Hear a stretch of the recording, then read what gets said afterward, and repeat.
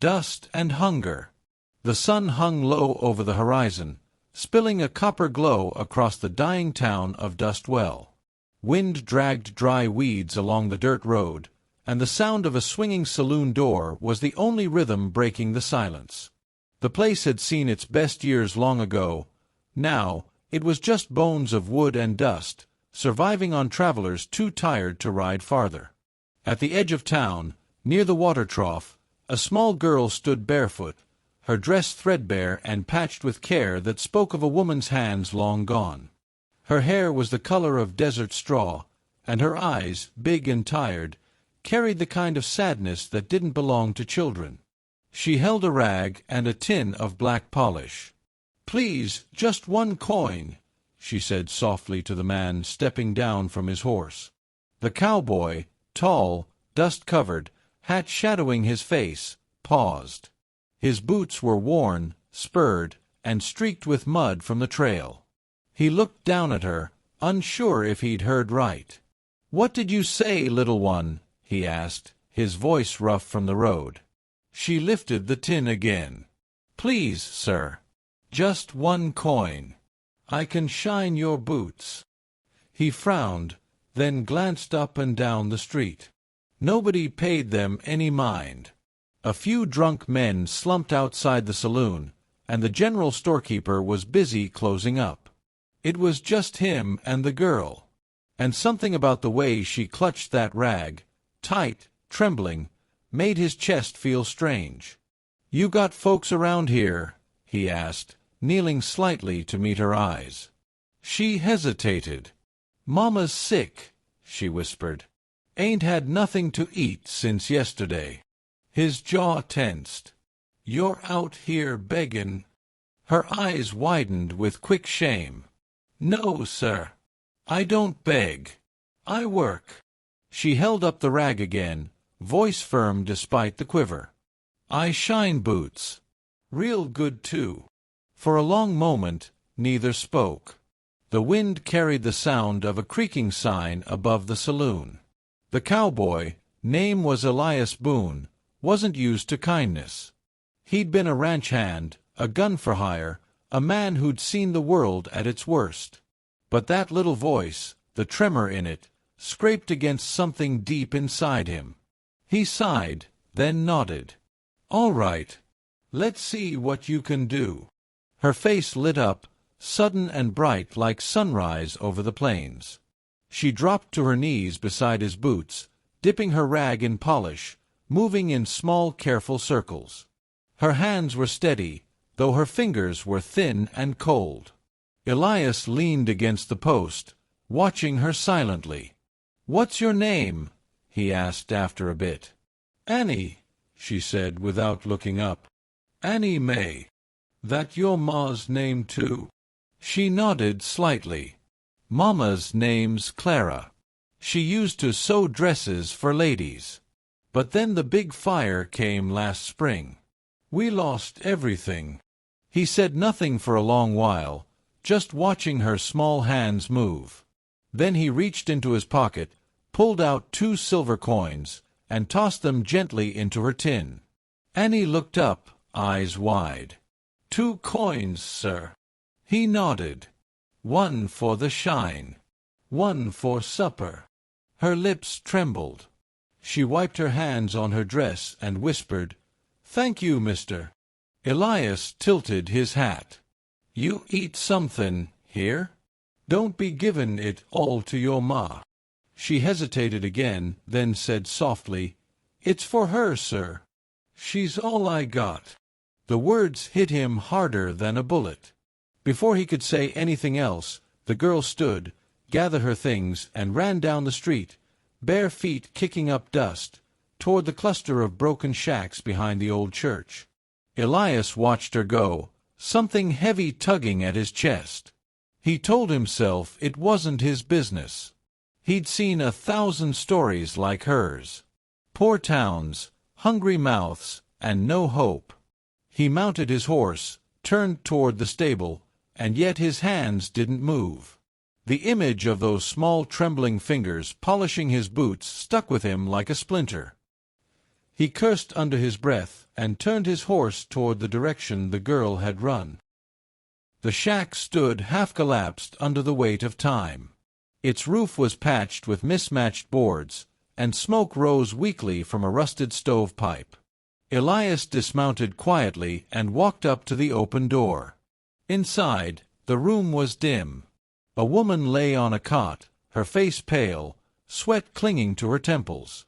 She looked barely 30, though life had etched deep lines into her. Annie sat beside her, crushing something in a cup, dried roots, probably, murmuring softly.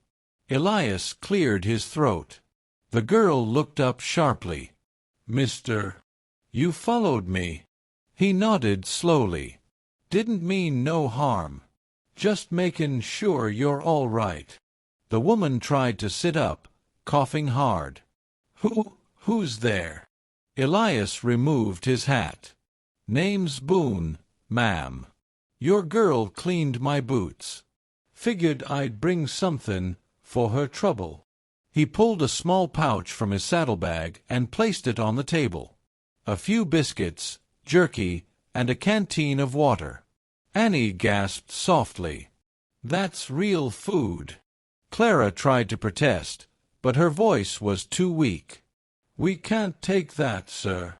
"You can," Elias interrupted gently. "Ain't charity. Just fair trade for the best shine I've ever had." For the first time, Clara smiled faintly. "You're kind, Mr. Boone." He shifted uncomfortably. "Ain't kind. Just human." Annie broke a biscuit in half and pressed it to her mother's lips, eyes full of relief. Elias turned away, giving them space, but his heart felt heavier with every breath. When he finally left the shack, the stars had begun to bloom across the sky.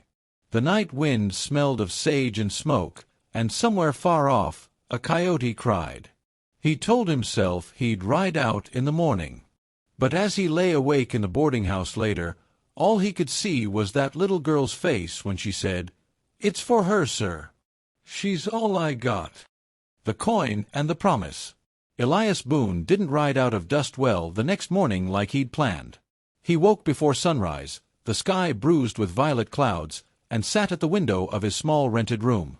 The street below was silent except for a stray dog nosing an empty crate. The whole town felt hollow. He'd passed through plenty like it, empty of laughter, full of ghosts. But something about that little girl, Annie, and her mother's fading face wouldn't leave his mind. He'd seen hunger before, seen men die of it during dry seasons, but not a child trying to polish boots just to keep her mother breathing. He pulled on his hat, holstered his revolver, and stepped into the cold dawn.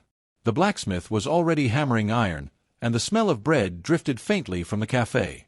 Elias stopped by the store, bought some flour, beans, sugar, and a small bottle of tonic the shopkeeper swore could cure half of death itself. By the time he reached the shack again, the sun had climbed over the desert rim, turning the world gold. Inside, Annie was kneeling beside her mother again, whispering softly. Clara looked worse, skin pale, lips dry, eyes closed as though the world had already half forgotten her. Annie jumped when she saw him. "Mr. Boone." He nodded, setting the bag down. "Brought you a few things. You can use the tonic for her. Might help with that fever." The girl's eyes filled with tears. "You came back." Elias looked away. "Yeah, guess I did." He boiled some water, mixed the tonic, and helped Clara take a sip. The woman tried to smile, but her strength had run out. "Annie," she whispered, voice thin as wind, "you thank the good Lord for this man." "I did, Mama," the girl said softly, gripping her mother's hand. "I did already." Elias sat back on the old wooden chair, watching. He didn't belong here. He was a drifter, a man with no home and too much past. But there was something about the sight of those two, so fragile, so determined, that made him feel needed for the first time in years. Days passed. Elias kept saying he'd leave tomorrow, but tomorrow never came. He fixed the shack's roof, fetched water from the well, even built a small fence out front to keep out coyotes. Annie followed him everywhere, her laughter starting to return, shy at first, then brighter each day. She'd ask him endless questions. where he came from, what horses he'd ridden, if he'd ever seen the ocean. "Once," he said, smiling faintly. "Didn't much care for it. Too big. Too loud." She giggled. "Then you must like the desert." He nodded. "Quiet suits me fine." Clara, though still weak, began to mend slowly. The fever broke one morning, and she managed to sit outside beneath the sun. Her cheeks held a touch of color again. "You've done too much for us, Mr. Boone," she said. "I don't know how to repay it." Elias looked out toward the horizon. "Didn't do it for pay, ma'am. Just figured someone ought to." She smiled, tired but grateful. "You must have lost someone once." His eyes darkened a little. "A wife. Long time ago. Fever took her. After that, I just kept ridin'." Silence hung between them, a kind that said everything words couldn't. That evening, the three of them shared a fire. Annie roasted a bit of rabbit Elias had caught, humming softly while she worked. The air smelled of smoke and sage, and the stars came out clear and bright. Elias reached into his pocket and pulled out the same coin she'd earned the first day, the one she hadn't spent but kept tucked in a small tin. He handed it back to her. "You keep this," he said. "A reminder that you worked honest for it." She stared at the coin in her palm, shining against the firelight. "It's lucky now," she whispered, "because you came back." Elias chuckled softly. "Don't put your luck in men like me, kid. I move on. Always have." "But you could stay," she said quickly, eyes wide. "You could help Mama, and we could make the house better, and maybe get a horse too." Her words were so hopeful they cut straight through him. He didn't answer. Just looked into the fire, jaw tight. Clara watched him silently, understanding what he couldn't say. The next morning, the sound of hoofbeats broke the peace. Two men rode up, grimy, hard-eyed, carrying rifles. Elias recognized their look, hired hands, or worse. One of them spat in the dirt. "You Boone." Elias turned slowly. "Depends who's a-skinned. Name's Cutter. Heard you was ridin' this way. You left a debt back in Red Creek. Old man Tully wants it paid. You owe him $50. Elias frowned. "That was settled years ago. Not how Tully sees it. He sent us to collect. Either you come with us, or we take what's yours." Annie had stepped out of the shack, clutching the doorframe. Elias' hand drifted to his revolver. "Ain't got nothin' worth talkin'." Cutter smirked. "Looks like you do now." His eyes slid toward Annie and her mother. Elias froze. The air turned thick. Before Cutter could reach for his gun, Elias drew, faster than breath, and fired once. The bullet tore through Cutter's hat, sending it spinning. The second man jerked his reins, spooked. "Tell Tully," Elias said coldly, "if he wants blood, he'll find it hard-earned." The men fled, dust kicking up behind them. Annie ran forward, terrified. "Mr. Boone." He crouched, grabbing her shoulders gently. "You all right?" She nodded, trembling. They wanted to take me." He looked into her frightened eyes, and something hardened inside him. "No one's takin' you. Not while I'm breathin'. Clara came outside, pale and weak. "Elias, please don't bring trouble here." "I didn't," he said quietly. "Trouble just finds me." That night, he packed his saddlebag.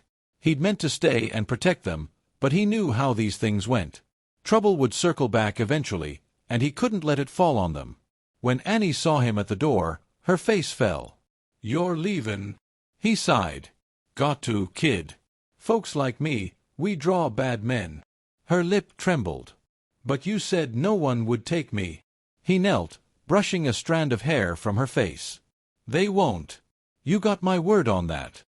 He reached into his pocket, pulled out a small silver coin, the same kind she'd once begged for, and pressed it into her hand.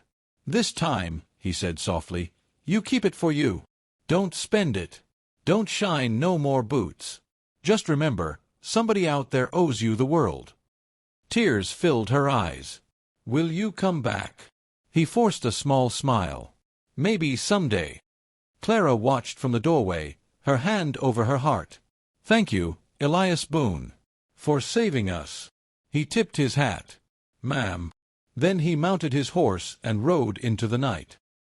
Months passed. Dustwell healed slow but sure. Clara found work sewing again, her health returning little by little.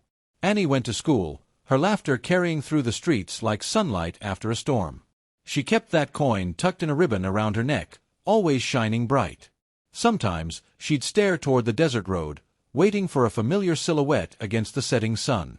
And once, just once, she thought she saw him there. A tall rider, hat low, horse trotting steady toward the horizon. She ran outside, the wind catching her hair. "Mr. Boone," she called. But the rider never turned. He just raised one hand, slow and wordless, before fading into the gold light of evening. Annie stood there, clutching the coin close to her chest. Then she smiled through her tears. Because she knew. Some promises, like the shine of a silver coin, never fade.